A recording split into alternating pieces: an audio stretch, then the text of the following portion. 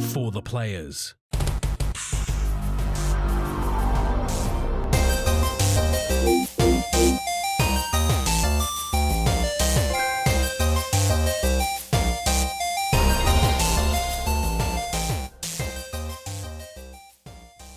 I'm Ryan Betson.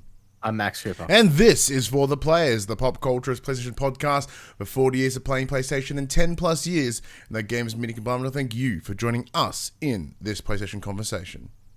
This PlayStation conversation happens every Monday morning at 8 a.m. Australian Eastern Daylight Savings Time on podcast services including Apple Podcasts and Spotify, and 9 a.m. on those YouTubes. But if you'd like to take part in future conversations with us, you can. Come and check out our socials. Facebook, Discord, Instagram, and Twitter. All of those links can be found in the description below. If you want to join the conversation as it happens, head over to twitch.tv/thepopcultures, where you can watch us record this show live, where you can jump in the chat and become part of the show. If you want to support the show, you can. Tell your friends, tell your family about this PlayStation pod. If you are listening on podcast services, be sure to give us a 5-star rating and a written review. If you can watch us on YouTube, be sure to like, subscribe, and comment below. I endeavor to answer every single comment. And if you want to support us financially, you can at patreon.com/thepopcultures, as well as our merchandise store, popculture.com/shop, where you can buy shirts and other assorted shit with our logos on it. God damn, it has been hot this weekend. It has been absolutely like the pooest weather of weather for up until like the last 2 days. So here in Melbourne, Saturday, Sunday, disgustingly hot. It's been winter until Friday afternoon, and then it became summer, and then it's going back to winter tomorrow morning as we hit 18 and fucking rainy storms. Yeah, so it's been, 33 today, 30 yesterday in Geelong. It's fucking 35 where I was today out in Lara. Ugh. It's gross. And as we discussed last time, this house is my house has no insulation, so it's trapped heat like a bastard.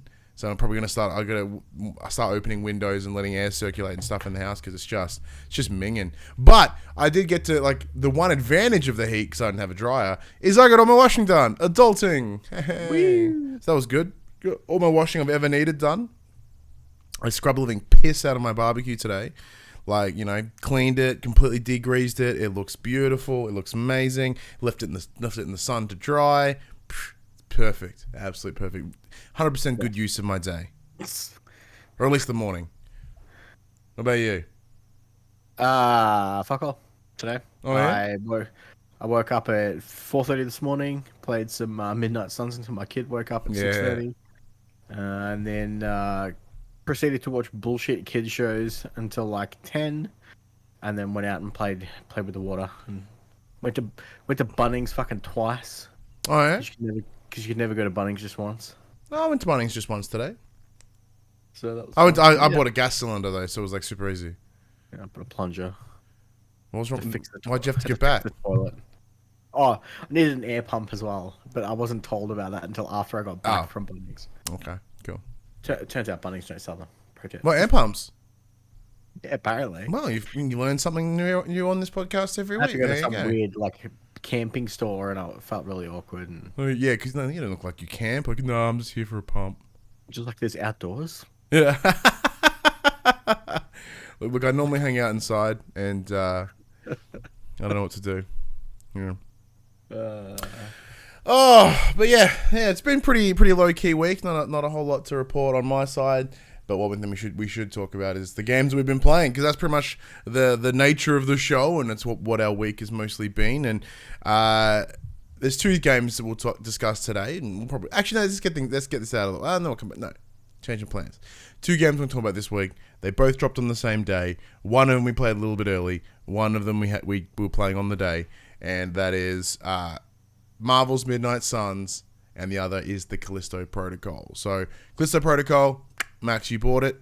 Flip the disc. I did. Flip the disc my way. Marvel's Midnight Suns came from 2K ANZ. Max, which one did you want to touch on first? Well, let's start with Callisto, because I played a lot more of Midnight Suns. No. So as you alluded to, I picked up Callisto Protocol release day. I played the first 2-ish hours. So the Callisto Protocol is that spiritual successor to Dead Space. It's that spooky, horror, atmospheric type game. And it's not for me. Okay. So you boot it up, and essentially you play through it, and you are a ship captain. Your ship gets boarded and damaged. You crash land somewhere, and then you get sent to a jail, and then you start the game. Like that's how it begins. Seems cool. It looks stunning. Apparently, it doesn't run on any other console but PlayStation. Yeah. It also turns out that Sony apparently supplied 150 workers to help the game get made, so that explains why it only runs on fucking PlayStation and nothing else. I'm sure it works in its advantage, yes. But yeah, the game looks stunning. It really does. It does set that mood and atmosphere of the horror very, very quickly, which is cool. That's what it's supposed to do. Unfortunately, for me, the moment-to-moment gameplay and the combat was just infuriating and bland. Okay. So, similar to that of Dead Space, you start off with a melee weapon, and the combat's cool. They try and do something very interesting with with their dodge mechanics. So it shows you very early on when you first get into combat, it slows everything down, and it's like, this guy's swinging this way. So make sure you're holding this direction so you dodge out of the way. Cool. Yeah. Makes sense. And then they're like, now he's swinging in the opposite direction. So make sure you hold the other direction so you dodge out of the way. Cool. In theory, great. In practice, absolute dog shit. Half the time it doesn't work. You feel like you're dodging in the right direction, but it's like, no, you're not. About 30% of the time, it plays the dodge animation, but you still get hit anyway. Okay.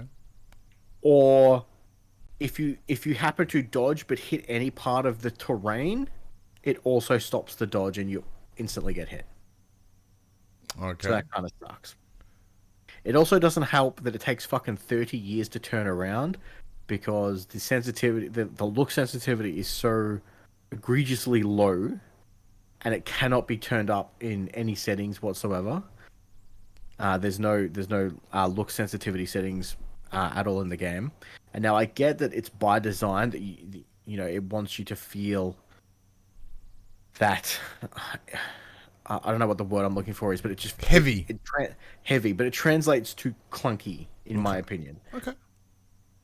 And it got to the point where if there are two enemies on the screen at once and one of them gets behind you, you're just fucked.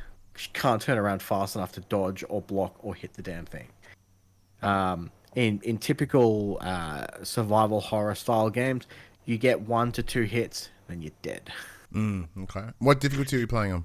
I'm playing on standard, so I think there was minimum security, medium, standard, and then maximum security. Yeah, minimum, medium, maximum. Yeah. So I went straight down the middle, as I normally do when I'm playing stuff for review.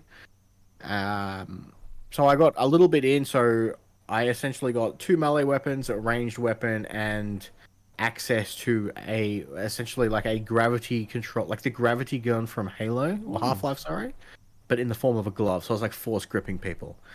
So once I got that, it has a little tutorial on how to use it. So it supplies you with an enemy, and it's like, hold down L2 to aim, push the corresponding button to grip them, and then push another button to throw them. I'm like, cool, that makes sense. So I do it, I grab them, and then they instantly shake it off, and then it rips my fucking face off, and I die. I'm like, okay, cool, that's weird for a tutorial. Did it again, it worked the second time, so I don't know, I'm not quite sure what happened the first time, but yeah, it has, with the ranged weapon, it had this really, what I thought was going to be a very interesting mechanic to begin with. So it has essentially this smart aim function. So when you attack, it'll bring up a little reticule on your screen, and if you look in that direction and quick tap the ADS button and shoot, you can quickly whip out your pistol and get like a critical shot on an enemy. Mm-hmm. Half the time it misses them, and the other time, and when it does land, it feels like it doesn't do enough damage to warrant the use of what little ammo I have to begin with. It's easier to just smack the shit out of them with my bat. Are there any like RPG building mechanics to sort of increase those stats? Not where I'm up to. So I'm essentially like, I've done the first couple of missions. I've escaped my cell, done bit of exploring. I played for about 2 hours. So granted, I haven't played heaps of it, but my understanding is it's about a 10 to 12 hour game.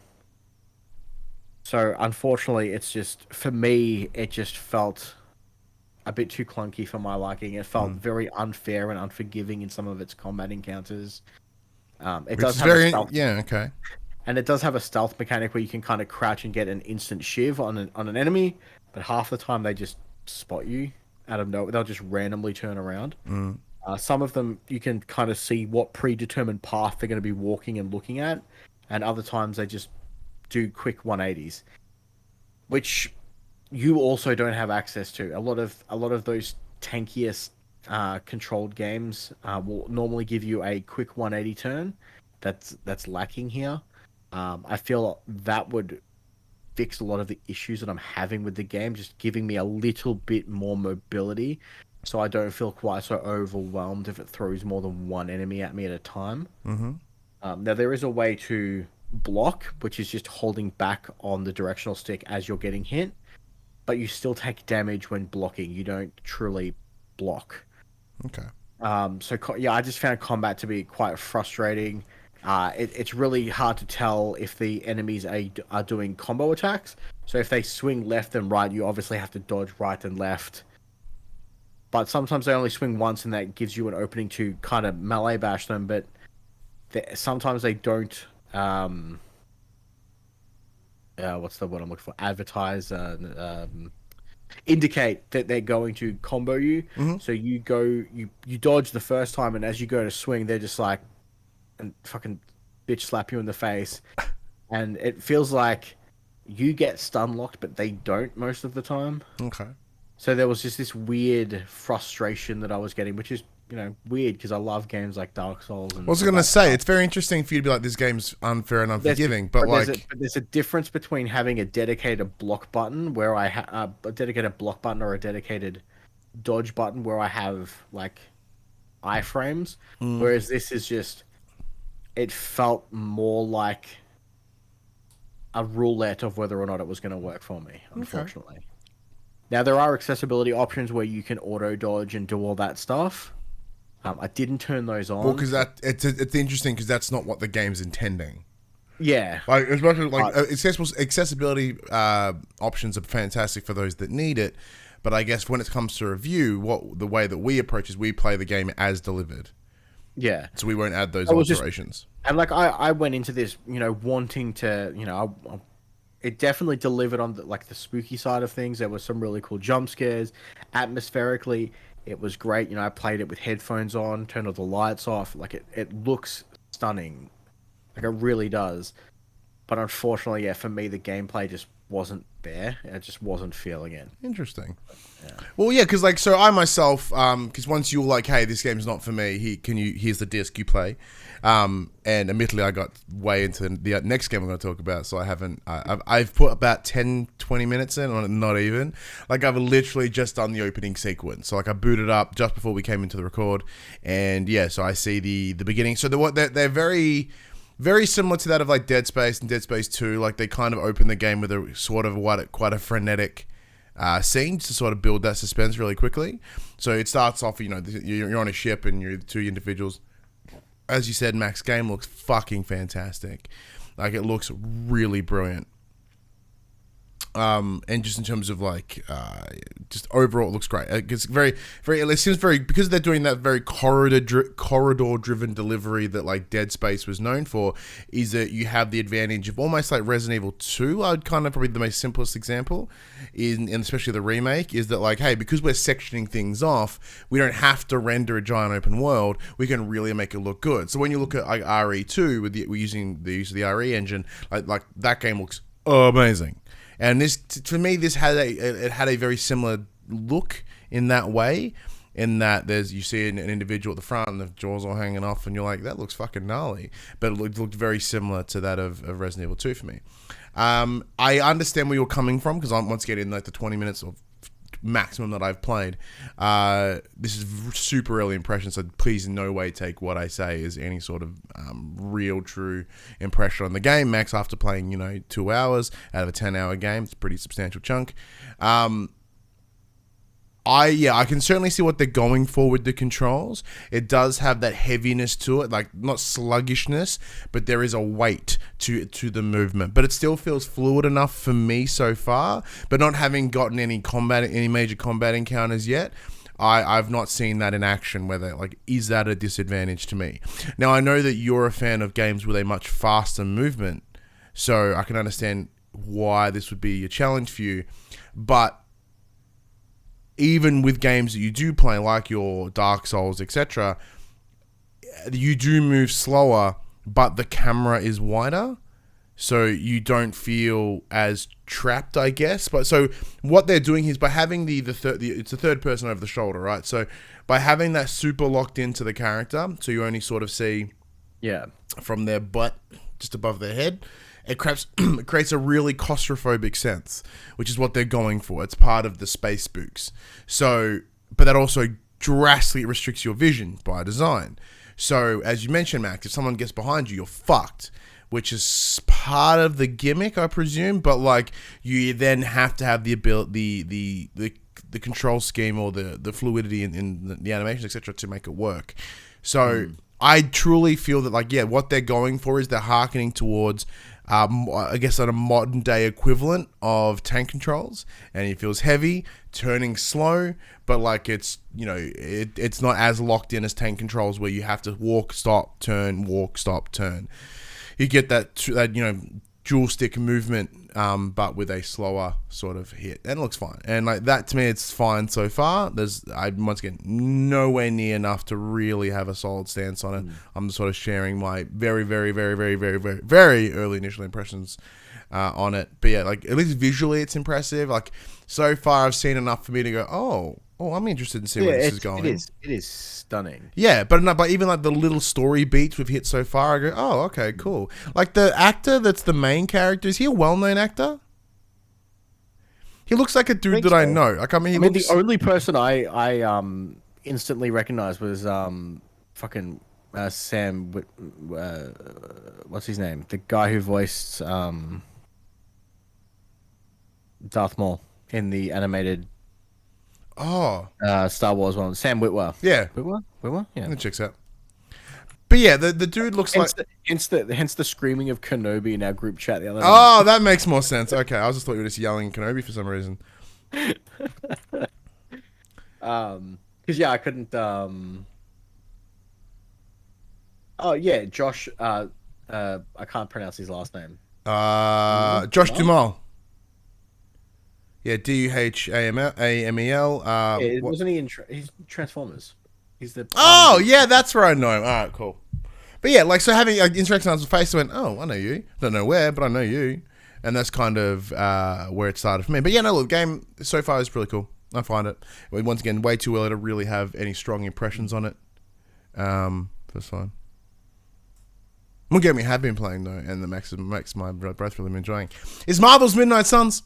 So as mentioned, thank you to 2K Australia for providing us the review code for this. So Marvel's Midnight Suns is made by the team of Firaxis, best known for XCOM, and they've essentially made a tactical RPG with card-based mechanics based on the Marvel universe. So for me, as a big lover of the tabletop tactical role-playing game with card-based mechanics, the Marvel Crisis Protocol, this game is, when you get to do combat, this game is exactly MCP. It's great. Sadly, in my initial impressions, there's a lot of times when you're not in combat, and that kind of lags, and it hangs out a little too long. But when you do get to combat, it's pretty good. Kind of digging that part of it, man. All right, look. Here's the premise, right? Bad guy named Lilith. She's back here to fuck shit up. You play as a character called the Hunter. You mean whatever gender you so choose. You get woken up out of this long ass slumber. You kind of one of these immortal peoples, and then you have to essentially rebuild the team of the Midnight Suns and lead them. You are of the blood. You're of the blood, and you are a part of the Midnight Suns to then save the world from this badass lady. This person, and then you just proceed to collect characters and pick up little thingies and go on and meet new characters and do so. Max, please tell me your thoughts, and then we can. I'm trying to be vague, but also I want to hear your thoughts, and then we can get specific. So, This game is a super max game. Oh yeah. I'm digging it. So, card-based combat, love it. Tactical RPG, love it. It kind of has something similar to like I'm trying to think of what the exact phrasing or term is. The social links of Persona. Yeah, that's a pretty good example. Yeah. That's kind of like your downtime, which is what you're not digging so much. So essentially, your hub is known as the Abbey, and the Abbey has a bunch of fucking shit for you to do, or you can do none of it, and you can just do your mission beats, your combats.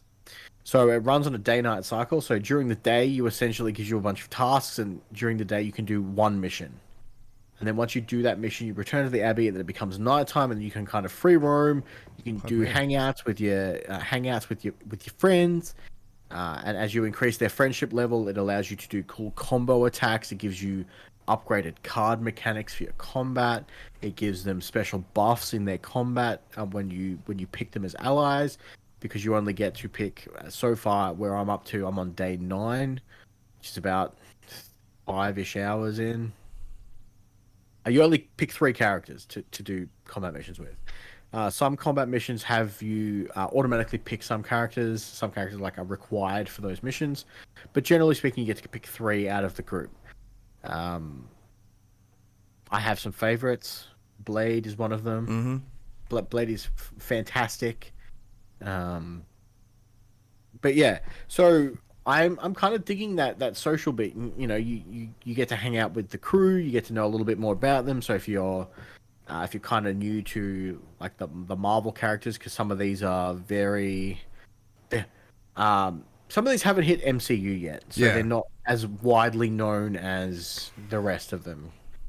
So obviously you've got the big ones that everyone kind of knows. You got Doctor Strange is there, Stark's there, Captain Marvel, all those big names who they constantly referred to as the Avengers in the game, as opposed to the group of the Midnight Suns, which is a smaller offbeat group of heroes that do their own thing.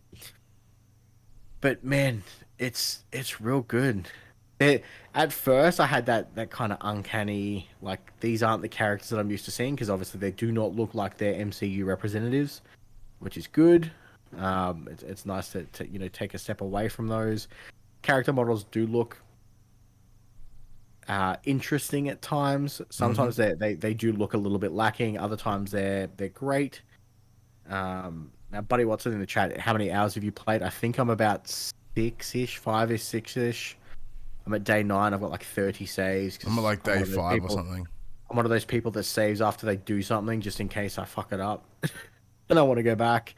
Because there's so much to do. So outside of the combat, which is generally just it's either kill specific target here, kill all enemies, or do a specific objective in the time frame, whether that be rescue hostages, capture a certain agent, destroy a certain object in location.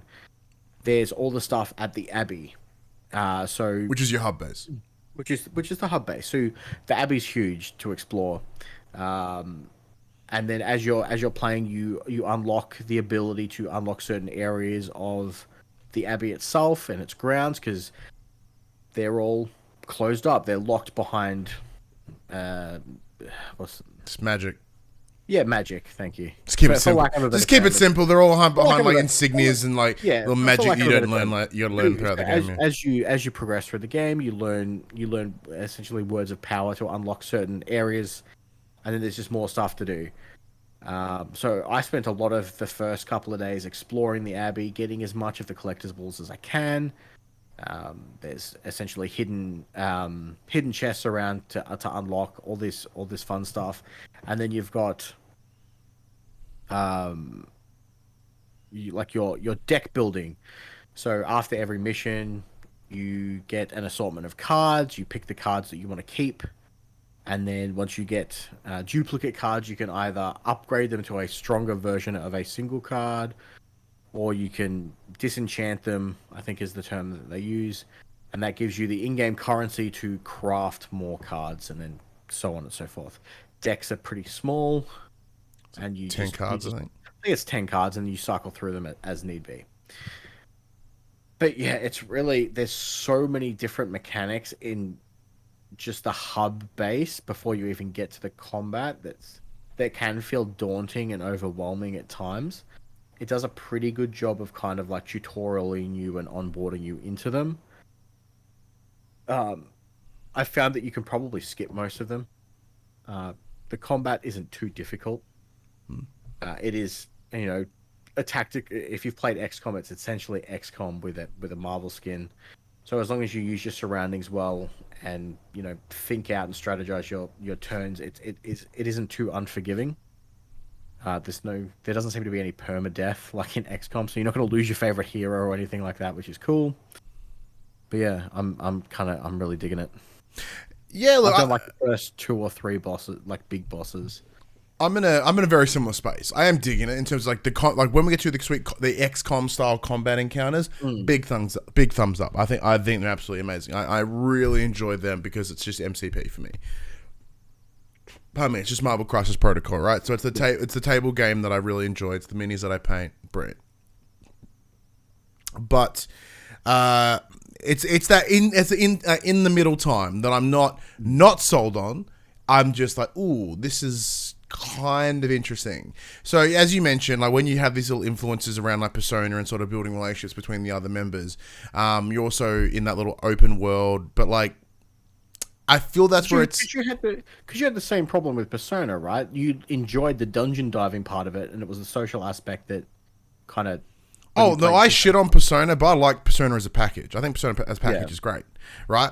But like, I guess coming into this game, I didn't expect it to have this part. Now, granted, because once we went, I like this game, I'm going to go media blackout, and that's what we do, right? But the idea is we catch up with the news that we need to, the news that is relevant, but knowing full well that like we don't want to go, we want to go in as relatively objective or minimally subjective as we can. Right? So I wasn't aware that there was these sort of friending sort of scenarios where you go out and like, kiss hands and all that sort of stuff, which is cool. However, I feel this is where its game's at its weakest because I feel the controls are a little floaty and like the 3D space isn't quite there. Doesn't feel as good. The character models, as you mentioned, when they're suited up, fantastic. Look awesome. Second, you get their gear off and you hot and you sort of, you see their human faces. It's a little bit shit. Now the Abbey itself as a hub base, pretty cool. It's kind of fun. You get to do some really cool customization. Like you have your own little bedroom and you can deck it out how you like. Well, not really. You just kind of buy shit and fill it up. But it's not completely customizable in the truest sense of the word. It's just enough customizable. You can somewhat personalize it.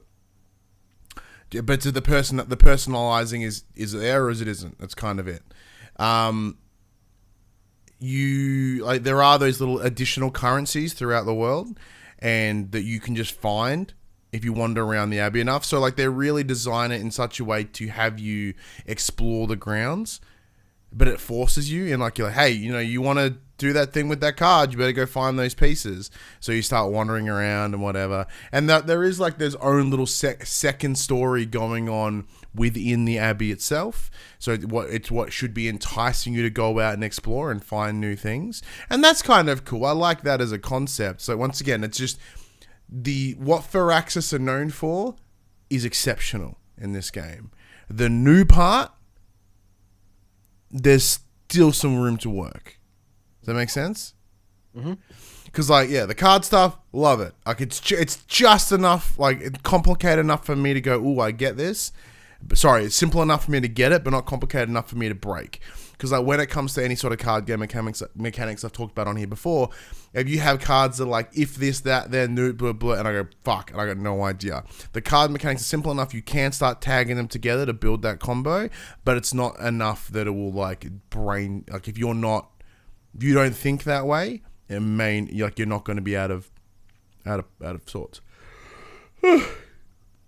So when it wants to, looks amazing. And one of the early bosses, an example, Venom, fallen Venom. So it looks like regular Venom, but he's possessed. So he's got cool honking horns and stuff. It looks really, really good. Some of the character suits look really, really good. The main character, however, once again, because they are semi-customizable, they don't look as good as the rest of the world. Now, I do believe the voice is done by Matt Mercer, which is cool for those that like Matt Mercer. But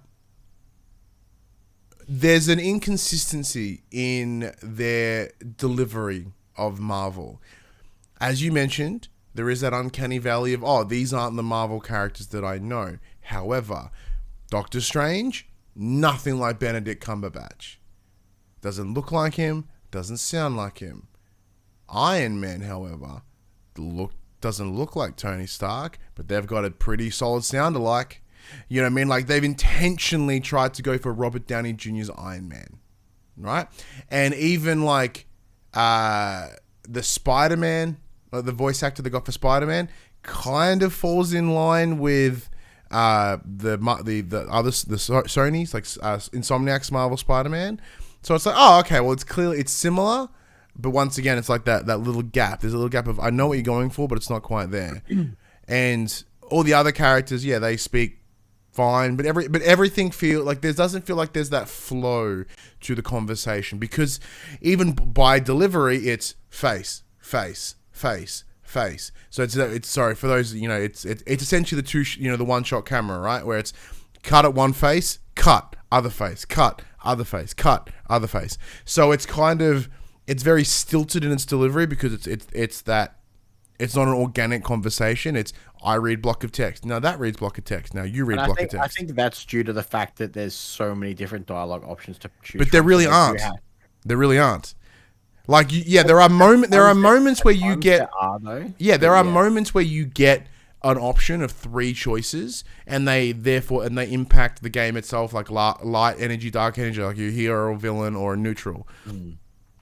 But really, like, looking at the way the camera delivery works, you can really only tell that the next maybe 2 or 3 lines are part of that original decision, and then it goes back to what it wanted to be.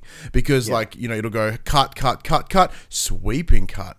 Like, oh, well, the sweeping cut wouldn't be cut into what the answer was. That's where it returns back to the scripted part that it was already on. So, like, I know I'm essentially nitpicking here, right?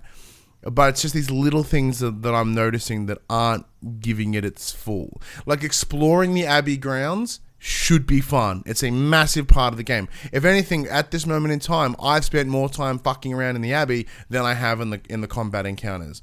But the game, like the grounds, is fine, and it's fine enough.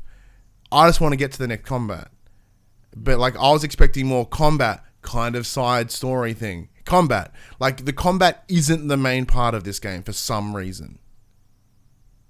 Does that make sense?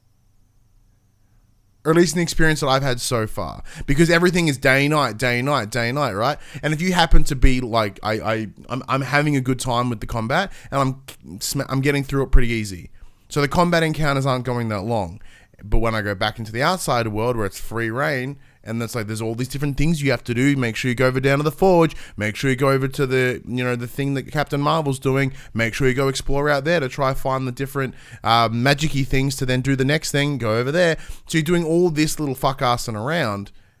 And that all is skippable. All you have to do is go to the bed and sleep, and then it's daytime again. But the game is delivered in such a way that goes, you need all these things. Yeah. Because if you want to get better cards, if you want to, you know, build up those better combos, you know, when you get into that combat, which is what you're there for, you have to build up your friendships. You have to go find the little purple orbs and yellow and green and whatever they're hanging around. Like, it's these literally microtransaction-y, or they feel microtransaction. Like, hey, there's all these little credits you have to have. Now, you can't buy them anywhere. You got to find them and earn them, and that's pretty cool. But, like, when it's a day-night cycle, there's only so many things you can do in one day. It's like, oh, okay, well, I can't just, like, really, you know, grind out, like, go do missions that just grind out the green ones, ability essence or whatever the fuck. Yeah. Does that make any sense, or am I just sound like I'm being a whiny cryboy? It makes sense, but like I said, I'm a little bit further than you. At no point, like, I think I played about twice as much as you going by the day-night cycle, because I'm about day 9, 10. Not once have I ever had to go out and be like, I can't upgrade this because I haven't done something that I should have done. Okay. And there have been nights that I've just gone, it's like, oh, go do a hangout. I'm like, no, I don't fucking want to do a hangout tonight. I just want to go do the next combat. So I just go to bed and do it. Okay. So, there's a few things that I haven't done yet. Like there's the Hunter Trials, which unlock the big parts of the Abbey itself and give you your big upgrades. I just haven't done those yet. And like same with like Doctor Strange and Tony Stark are essentially your smithies. Yeah. And if you never do missions that give research data, you can never. Doctor Strange never gets better, so your research just stops. Exactly. Yep. But like, I've upgraded all my research stuff, but I've also never crafted an item or used an item in battle. Yeah. So, I mean, it's just one of those things. Yeah, it just feels like that they're getting you to focus on the part that they're not as good at and that's not as fleshed out. Like it's getting kind of caught in the weeds. Yeah. Still really enjoying it though. Like the second I'm done here, I'm probably gonna play it. You know what I mean? So it's like it's not as if that I'm like, oh, I'm detracted by it. I'm just like, oh, okay, cool. There's a couple of things of improvement here that would be really nice. And if it was a more focus on the combat, then it'd be a win. But it's just not quite there. But once again, I'm like 4 hours in, 5 hours in, really.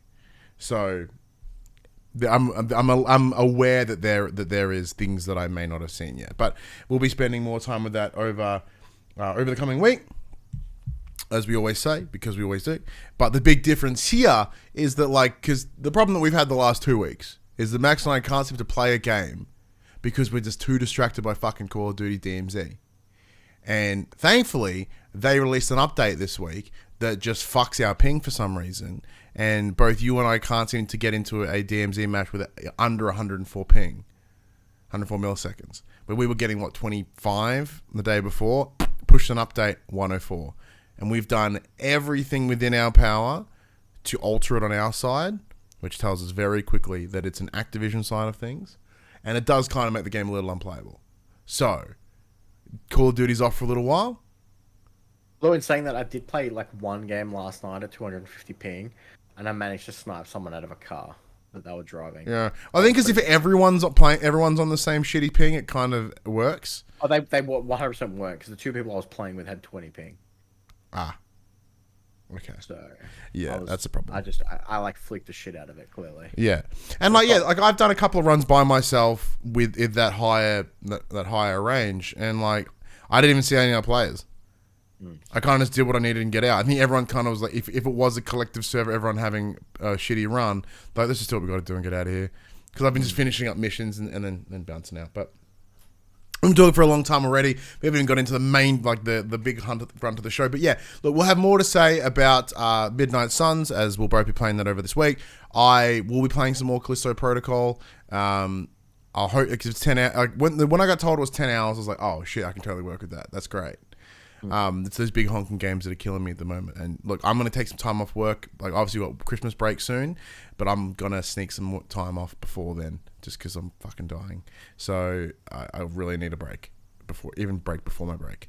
So with that time, I might just chill out. Like, because even yesterday, the time of recording, like my plan was mental health day. And I even though I did do it in the morning, and then I got to hang out with my son in the afternoon, like my full day of just no responsibilities, nothing. It was just do the washing and play games. I didn't really get to see it through to fruition.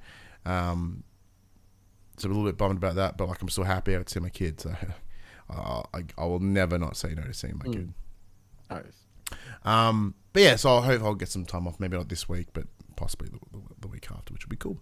All right, let's get into the section we call Inform the Players. We tell you about what happened this week in PlayStation. A couple of things here, Max. So we'll kick things off as we usually do. The PlayStation Plus essential games that were leaked were totally correct. This month we are getting Mass Effect Legendary Edition for PS4, Biomutant PS5, PS4, and Divine Knockout PS5, PS4. Divine Knockout being a brand new game. Brand new launching straight to PlayStation Plus with the brand new day one fucking tag that Sony made. Oh, okay. Similar to that of like play it first on Games Pass. It's fucking day one on PlayStation on Plus or whatever the fuck it is. So maybe there's gonna be more in the future. I mean, we saw Stray launch straight to Extra. Bugsnax. Bugsnax. Fucking Rocket League. Yep. There's been heaps, and they've all done. But they previously weren't tagged in such a way. So if anything, this is were not. indicating that this is going to be potentially some sort of new initiative, which is not a bad thing, because if this is what they would like to do, then sick. You know, That's it. And then once again, like, PS Plus is crap. We talk about this each and every week. And anytime that there is no real way for them to sort of...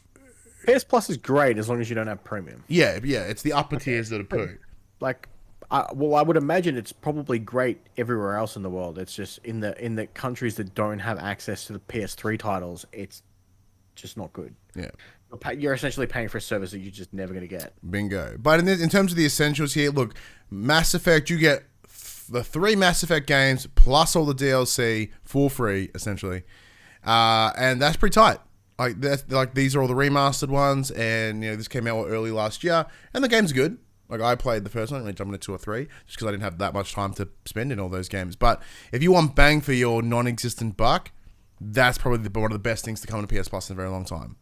Biomutant is fine. It is most definitely a AA game. I think we reviewed it back in the day. We were given a code thanks to what was at the time Koch Media, and yeah, now it's got a PS5 port, so that's pretty sweet. Divine Knockout, I don't really know anything about it, but it's not 3D brawler. Yeah, most certainly not the worst thing to come out. But speaking of things that are coming out though, with a little over a month to The Last of Us HBO series, which comes out in January 18, they have released a new series of posters, which each of them showing different characters.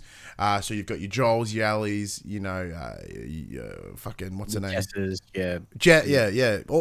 Pretty much all of them. Like there's all the main dudes. Yeah, there's like Ali's friend, whose name escapes me right now, from Left Behind. Sam.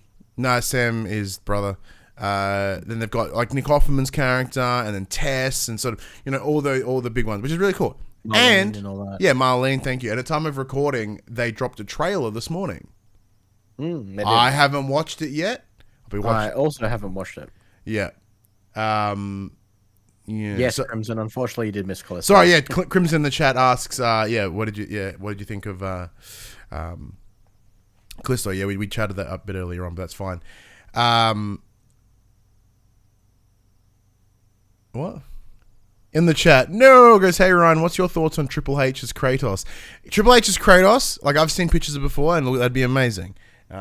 True as Kratos in Last of Us, that's a big string of words. In God of War, I'd be okay with that. So Christopher Judge, speaking of PlayStation Productions, essentially put out this week the idea that he would like to play Kratos in their show, the Amazon show. I wouldn't be mad at that at all, actually, because who could better nail the tone, the delivery, apart from Kratos himself? Now, Christopher Judge is an incredible actor. Is he the size that Kratos needs to be? No. But if they can allegedly, buff up Natalie Portman digitally in Ragnarok, allegedly, I'm sure they can make Judge look huge. But yeah, Kratos is also Triple H is also too old. He was someone else we saw that would be really good. Don't remember. But I'm itching as hell. Super keen for The Last of Us. I haven't watched the trailer yet because I know I'll probably cry at it, like I did even the teaser trailer. So I was like, I want to make sure I'm in a safe space. So I'm gonna have a cry. Next one, Max. We have a possible classic title or just one. No. There's a few. Oh, there's a few at the bottom. But earlier this week, Star Wars Battlefront 2, the PlayStation Portable version, was listed on the PlayStation Store as a classic title, meaning it could possibly come to PS4 or PS5 as part of the PlayStation Plus Premium package. While it did release on PlayStation 2, it appears Sony has chosen to bring the PSP version over to modern consoles. Quote, this title has been converted from the PSP version to the PlayStation 4 and PlayStation 5 consoles and provides newly added features. Consequently, there may be times where the title plays differently from the PSP version, or where some features may cause the title to not function properly, end quote. Sony is set to announce a list of PlayStation Plus premium games as well as the extra titles in a few weeks, so it is likely Star Wars Battlefront 2 could be part of that. If not, it does join the likes of Siphon Filter 3, Dino Crisis, Ridge Racer 2, Resistance Retribution, and Soul Calibur Broken Destiny waiting in the wings. They have all been leaked through either age ratings or early posts from Sony. Why the fuck are PlayStation doing it this way? No, give me a minute. Like, 'cause this is the thing. They have this system. They have this subscription service in place, and the idea is, hey, you can play old games that you like. And they haven't been doing it, but when they do, there's always a fucking twist. You get the original Star Wars Battlefront. Oh, fuck yeah. The PSP version. Why? Well, I think the PSP version was just as good. It just didn't have the single player campaign. But if I want to play just a multiplayer Battlefront, I'll play the one that just already fucking come out a couple of years ago. It doesn't have space battles. Oh, it does. Not in the same thing. It doesn't have fucking land to space battles. Thank you. But like, this is like, there's always an asterisk for some fucking reason. And even though like we don't get to play them, right? Hey, here's all the original fucking Ratchet and Clank games. Oh, amazing. On the PS3 version. Oh, why? You know what I mean? It's like, it's always little reasons. Like, here's something, but there's a catch. Here's a reason you should be excited. Yeah, but don't. Like, it's like, why are they then handing, like, they go to hand you something and then punch themselves in the hand? I don't get it. It's fucking dumb. It should be easy. And like, yeah, cool. So, like, you know, that yes, they have these games in the wing, but what's going to be the catch? Like, are we going to get Dino Crisis 2 before we get Dino Crisis 1? That wouldn't surprise me. You get my point? Why not drop Siphon Filter 1, 2, and 3 at the same fucking time? They were all rated at the same fucking time. Why not drop them at the same fucking time? Because the game really goes for like 4 hours if you play it, like you kind of rush through it. And when you don't have a massive list of games to go through, don't artificially extend it like it's the fucking Wii store. Do it properly. Jesus Christ. Like, I just don't understand how, like, a company can just fuck it up so hard. They chose to roll it out. There was no pressure. Everyone knew it was coming, but I just don't get it. I fucking get it. I'm just yelling about Crimson asked who fucked up. Just PlayStation in general about PS Plus. It's just it continues to fucking baffle me. But like, look, the essential tier, great. Those monthly games still fucking slap. Even on a shit month, they're still pretty good. No one even talks about Games of Gold anymore because they are just dog shit. But Game Pass is staggeringly better. Exist anymore, oh, it still exists, but they suck. Alright, speaking of classic games, for like the 2 games that they have on there, the classic ones, the PS1 games, you may remember, once again, talking about, hey, here's something cool, but there's a punch in the dick with it. Back in the day, when they launched the PS Plus premium service, fans in around the world were disappointed that, especially in the European regions like us here in Australia, that we were receiving the PAL versions, the PAL versions. Now, back in the day of CRT TVs, that was not a bad thing because those TVs ran at the fucking 60 hertz.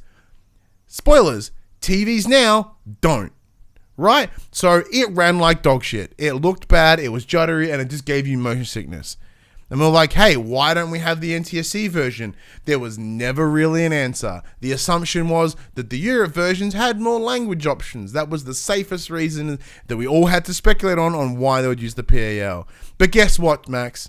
If you haven't already played Siphon Filter and Ape Escape for the 4 hours those games offer, and you want to do it again for some reason, well, you can. Now, 5 months after they were launched on the servers, you can now toggle the 50 hertz mode. So you can run it at a actual frame pace that doesn't make you want to vomit on your couch. Congratulations, PlayStation. You did the bare minimum. Yeah. It's rough. That's it. I don't have anything else. That is it. All right, let's move on to... I can't at this point. Let's move on to some Assassin's Creed stuff. So, we'll talk about Mirage first. So according to a new report from the reliable Insider Gaming, Mirage may actually be targeting an August 2023 launch due to internal delays. The article states that the open world title was originally aiming for a much earlier release date, but has now been pushed back twice, presumably due to development issues. The publication speculates that stretching development across last-gen consoles, because Mirage is a cross-gen title on PS5 and PS4, could be causing the problems. If Mirage really does launch in August, it will be 3 years since the release of the previous installment, Assassin's Creed Valhalla. The report does go on to say that Assassin's Creed Red, the teased title that's set in Japan, is also facing issues in development. Meanwhile, Assassin's Creed Hex is apparently doing well and will possibly enter full production sooner rather than later. Cool. Like, look, this is the one advantage here is that there's going to be an appetite, presumably, for Mirage. Not for me personally, but those that are fans of the Assassin's Creed will be excited because Valhalla came out in fucking back in the day, and like when we were getting annual, it was horrible. Biannually, awesome. Triannually, not a bad thing. Once again, because granted, sorry, go finish it. Well, granted, like these, like they bolster these games with artificial length all the time, like so much that you could play for 3 years and not finish it. And well, speaking of which, Valhalla did have so much support that I think we spoke about it a couple of weeks ago. They announced the last chapter update, which is going to be the end of the support for Valhalla, and they've decided to give it to us a week early. Did this happen by accident? No, they're like, just have fun. It was due I thought I saw something that was like, oh, we fucked up and we just released it now. Whoops, my bad. So Ubisoft has pushed the Assassin's Creed last chapter update live on PS5 and PS4 a week earlier than anticipated. The patch was set to go live on the 6th of December. It's unclear as to why Ubisoft has done this, but the post from the official Assassin's Creed Twitter account reads, quote, "We hope you enjoy the last chapter of Ivar's story and the additional surprises we have before 2022 comes to an end." End quote. Interesting. I would. Do you think that means that something's going to drop some news in the coming weeks before the end of 2022? Little surprises we have before 2022 comes to an end. VGAs maybe. Like maybe, but I reckon. Yeah. What if they date the next game? They date Mirage and then. Yeah. Hey, you know what? You know, Mirage is not till this time. We've already dropped the DLC last week. Go fucking play it again. Yep. That's pretty cool. No new game plus. Thank God. Beautiful. No. Ask. Wonder if part of why Valhalla is leaving PS Plus. Very likely, because those that like, you know, they drop this new DLC. People have been enjoying it on PS Plus. You gotta buy it now. It's possible. Very possible. It's very tinfoil hat, but it's possible. DLC is free. Yeah, but you still gotta buy the game though. Give them a point. Correct. Right. Summer E3 Fest. Look, the Summer Game Fest 2023, which is, you know, great because it's hot as balls right now. But this is not Australian summer. This is the American summer. Once again, be hosted by Jeff Keighley. We'll prep for an 8th of June return. Complete with a live audience at the YouTube Theatre in LA, and with world premieres. Trademark. The new E3 2023 will run the 13th of June to the 16th of June as it's at its old home of the LA Convention Center, so it should make for an action-packed week of announcements, allegedly. I still don't get excited by E3. I haven't in like 4 years. Of course, that's also dependent on whether publishers will actually participate. Yeah! There's no mention of whether PlayStation will be involved with the Summer Game Fest, but Keighley says the show will blend live gameplay demonstrations with announcements, so we're going back to the old way of doing things, which is pretty cool. Quote, "Over the past 3 years, Summer Game Fest has cultivated an incredible community around the world through our digital-first events, and we're thrilled to invite thousands of fans to experience the Summer Game Fest show in person for the first time in 2023. In keeping with tradition, we'll have tons of exciting announcements from the developers that are pushing the games industry forward, and will once again highlight other publisher digital events, demos, and more surprises to be announced in the coming months."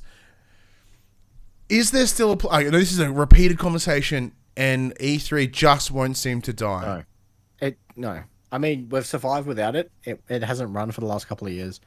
I don't think it needs to be there. Me either. Like, I appreciate the idea of them going back to let's do live demos, because that's one of the greatest things, because that makes it feel really organic. Like, if someone fucks up a live demo, you go, haha, cool. You know, but when a lot of the times We have these digital events which just could have been fucking trailers dropped in your YouTube subscription feed. There needs to be something different. And I'm okay with them trying this. Will it be successful? Probably not. Because it's the old way of doing things. And old isn't always better. Because the old worked at the time because of that time. Am I keen to be proven wrong? Yes. I love being proved wrong. Because I know I am incredibly fallible. So if it just happens to just really work next year, awesome. Tell me to go, hey, remember that, Ryan, you're super cynical about it? I'm like, yeah, I was. And I got corrected. We came for that. QUICKBITS. Yeah. Monster Hunter Rise confirmed for PlayStation 5 and PlayStation 4. Release date 20th of January. So, was Switch exclusive. Yeah. Everything. The only challenge I see coming with this is everyone thinking that this might, I guess those not in the know, might see this as the sequel to World, which it most certainly isn't. And it's just not going to be as good, powerful, or pretty as World. Yeah. So prepare to be somewhat disappointed. Apparently it's really, really good though. Yeah. Final Fantasy 16 director will be hosting a special live presentation at the Game Awards this week. Didn't they announce something that you get all boned up in Melbourne? Oh yeah, there's a fan event called QUICKBITS coming to Melbourne in 2024. I don't know what that is. To be rad. Tekken 8 is coming to the Game Awards as well, apparently. Oh. Keen for that because that looked mint last time we saw it. Yeah, I'm itching for more Tekken actually. I think it'd be really cool. As we previously mentioned, Sony assigned over 150 employees to aid Callisto Protocol's production, which explains why it only runs on PlayStation. In theory, that's once again, that's also very tinfoil hatty. But what this actually opens up quite a number of other questions, right? Because once again, this game is not exclusive. The only thing about this game that connects it to PlayStation, apart from being on the console, is marketing. So when I was watching the last WWE pay-per-view, Callisto Protocol was the main marketing partner, and they were pushing PlayStation ads. So is this connected to that marketing deal? Potentially. Is this PlayStation seeing some potential in the studio? Is this them seeing sort of what the game, could be and its importance, or is this them sort of putting in some groundwork? I'm not saying that they're going to go out of their way to sort of buy striking distance, but are they doing it enough to just sort of go, hey, these guys are pretty cool, or they're like, this game needs to be good. We need to see it through. Here's some money. Here's some talent. And because once again, we're in a position right now with all the PlayStation studios, we are presuming that they are working on something, but outside of Spider-Man and Wolverine, everything's dead quiet. So, are these people just waiting for stuff to happen so they twiddle in their thumbs? So rather than sit there with their thumbs up their ass, they can actually go work on something and do some stuff, which in turn only makes them get more experience, gives them a break from what they're currently doing. It opens up a lot more questions that I don't think we'll have answers to. Yeah. But what's your thoughts on it, Max? Aside from the... Is there more to this than just people worked on it? I don't think so. Because they used Unreal, so it's not it's an Unreal. Yeah, Unreal Engine 5, which once again Sony has this could be a deal between Epic, because PlayStation, or Sony I should say, have quite a fiscal stake within the Unreal, within Epic, so therefore within Unreal Engine 5. So maybe it's possible that these 100 they're just the most trained up people that have access to UE5. Sorry, hey, well, these guys got great skill sets. Let's help them out. Maybe it's them. Maybe it's some important people within the development studios of PlayStation that are now learning how to run Unreal Engine 5. So when they come back, they go, hey, these are the things we learned on UE5. This is going to help the next game that we work on. I think maybe it's that sort of synergistic relationship rather than an exclusivity, locking them down, being manipulative about it. It's this is all learn something. For sure. Possibles everywhere. Persona 5 Royal has surpassed 1 million sales across PlayStation 5 and the other new platforms it's released on. Once again, I shit on Persona 5 all the time just because Weeb's games are dumb, but it is a brilliant game, and Royal just made an already brilliant game more brilliant. Yeah. And the second Street Fighter 6 beta is coming the 16th of December, but it's harder to get into. Yeah, apparently it's already it's rated in some way. Yeah, I think so. That shit's coming out. I reckon the you- first 6 months of next year. If you were in the first beta, you will automatically be in the second beta. But Were if you? you want to sign, no, Oh, I forgot to sign up. go on, yeah. But if you want to sign up now, you have to sign up using your Capcom account. I think it's Capcom, right? Yeah. Capcom, Street Fighter's Yeah. Capcom. You have to sign up with your Capcom account, and the code given to you will be linked to your Capcom account. There's apparently a ton of people were fucking selling their keys for the first beta. God damn you bastards is ruining it for everyone else. Yeah, it's super picky this time around. Okay. Like I said, I'm always been a Tekken guy, so like I'm like, and we played it at PAX and it was fine. We played Street Fighter at PAX and it was pretty good. It was pretty good. It was Pretty good. All right, but look, as I said, Street Fighter 6 might be coming out probably the first half of next year is what I'm thinking. But here are the games that are coming out this week. 5th of December, you get a game called Swordship on PS5. On the 6th of December, you get Divine Knockout on PS5 and PS4. You also get Firefighting Simulator, The Squad, oh, hey, PS5, PS4. You get Hindsight, PS5 and PS4. Kuko's Lost Pets, PS4. Shredders, both PS5 and PS4. Sky, Children of Light, PS4. Warhammer 40,000 Inquisitor Martyr on the PS5. On the 7th of December, you get Bot Gaiden, PS5, PS4. Terror of Hamasaurus, PS5, PS4. Togs, Toges, I think it's Togs, no idea. PS5, PS4. On the 8th of December, Chained Echoes on both consoles. Samurai Maiden, both consoles. The Forest Quartet, not a sequel to The Forest, both consoles. The Rumblefish 2, Rumblefish 1 was a game, so I'm glad they made a second. PS5, PS4. Witch on the Holy Night on PS4. On the 9th of December, 2 titles, Adventure Academia, The Fractured Continent on the PS4, and Cyberhook on the PS4. 0 standouts. Go play Marvel Midnight Suns. I know, man, that Rumblefish too. Yeah, Rumblefish 2 though. Like you know, game's done well if you get to make a second one that no one knows as much as the first one.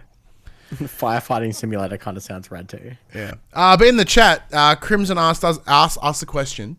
This is one thing I always forget to do because like when we do the live recording back in the day, we used to have a section called From the Players where people would ask questions and we'd ask them and we answer them at the end of the show. I guess we kind of do that now within the show. So here we go. They have asked. So Crimson goes, for some reason, Rockstar Games is going to the Game Awards. But what do you all think Rockstar is doing? Max? Not non-fucking alpha footage of GTA 6. Yeah. They're going to show us a fucking picture of the map. That's it. Yeah, like... We're going to get the map, the logo, and it coming. Yeah, I think you might get like a trailer confirmation of GTA 6, but and it will be like surface level at best. Because obviously after that big leak that happened, they came out and said, the leak's not going to affect anything. We're still on track. Yeah. We're still doing things, yada yada yada. This might be because they've been silent since then. This may be they're like, hey, this is it. We are doing GTA 6. Here's some stuff. It's still a while away. I don't think they're gonna be. It might because even outside of the verbal confirmation of GTA 6, we haven't seen anything. So I reckon like even when they first did that trailer for GTA 5, it was very surface level. It didn't show any of the characters. It just showed like driving, land, sea, air, shooting. We might get something like that if they're doing a GTA 6. Like, holy shit, they could be doing, like, a port of Red Dead Redemption 2 to PS5. It's unlikely, but it's possible. What else? Manhunt 3. That's not happening. Bully 2. That'd be pretty cool. But none of it's happening. Look, the best case scenario, it's likely not that impressive GTA 6 news. Is likely the answer. Or it could be nothing, and they could just be a presenter, like... They could just be there, yeah. From the Muppets. Yeah. And no goes the 14th of December. Oh, Witcher 3 next gen. Yeah, I'm playing it. Cool though. I'm playing it. Crimson also adds, it just hit me. It's December. I know the worst case. Look, it's probably like some DLC fucking trailer for GTA Online for the Christmas event because don't they always seem to have a Christmas event? Yeah, it normally snows. Yeah, because I know like you and I in the last couple of years have always ended up playing. Becomes like fucking shit. Yeah, you and I always end up playing GTA 5 online over our Christmas break, and just go in and cause some shit. Everyone needs to watch the Game Awards because they're giving away 180 Steam Decks. Really? Yeah, apparently one every minute. Okay. Yeah. Cool. Well, Joseph Farris is going to be there, so let's hope he says something fucking dumb. When is that? Friday. Oh, there you go. So we'll get to talk about it ahead of next week. That's pretty cool. Okay, well, let's back end it with any predictions. Do you have any predictions of what you think we might see at the Game Awards? Of what we're going to see? Yeah. Yeah, Final Fantasy is going to get a release date. Mm-hmm. The other theory is that if Final Fantasy doesn't get a release date, the director for 16 is also the genius who brought Final Fantasy Online back to life. So there could just be a new fucking expansion for Final Fantasy 14 Online. Okay. Either way, I'd be happy. Other than that, there'll be Killy's got. Maybe we'll see what the fuck Kojima's 3 icons mean. Yep. I don't know. So some weird fucking ads from The Rock, maybe. Oh yeah, some interesting. I don't think with the market now benefiting in like individual companies do their own digital events. I'm expecting a really like C plus B level announcements out of here. Like whatever the next fucking. Keighley does seem to have. No, Keighley. No. Keighley gets one good announcement. Every event has one good announcement, and he holds it off to the end, and that's it.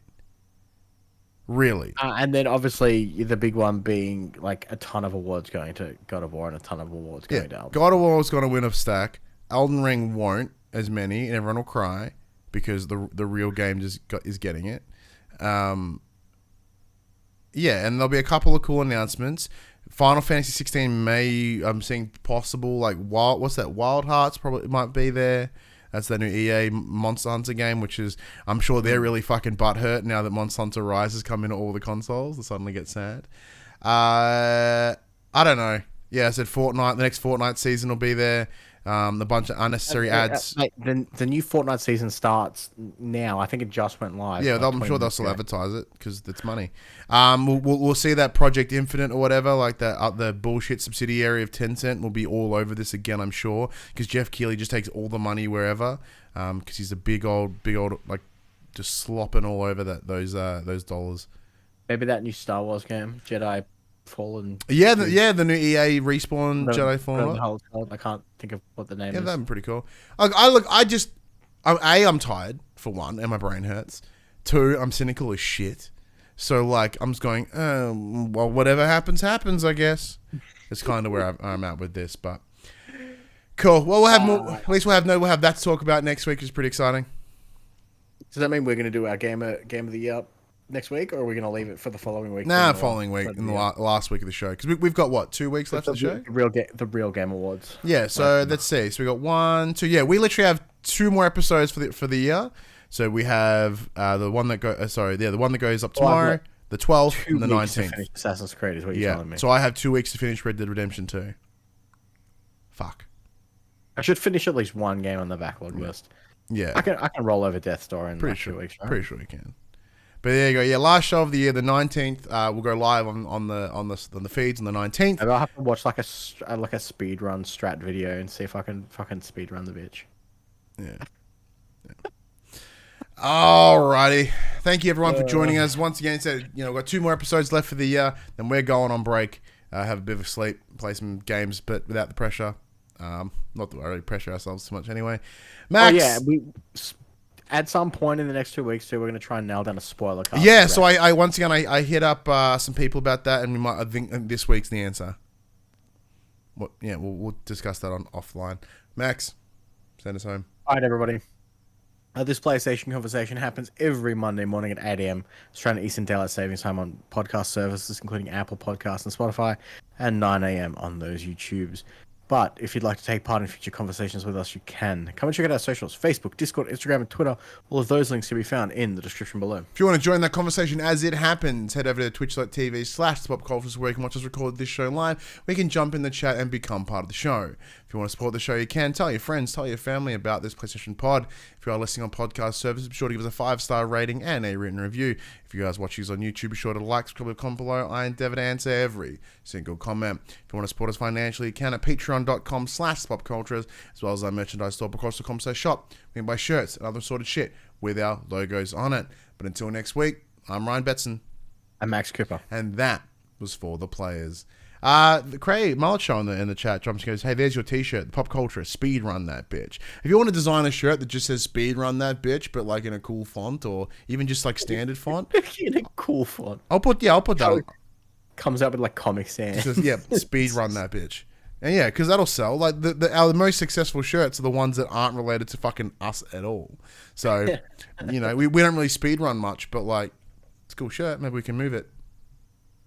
Would you buy it, Max? I speed ran today after my coffee. That was fucking scary. Hot. Yeah. That was hot, actually. Very hot.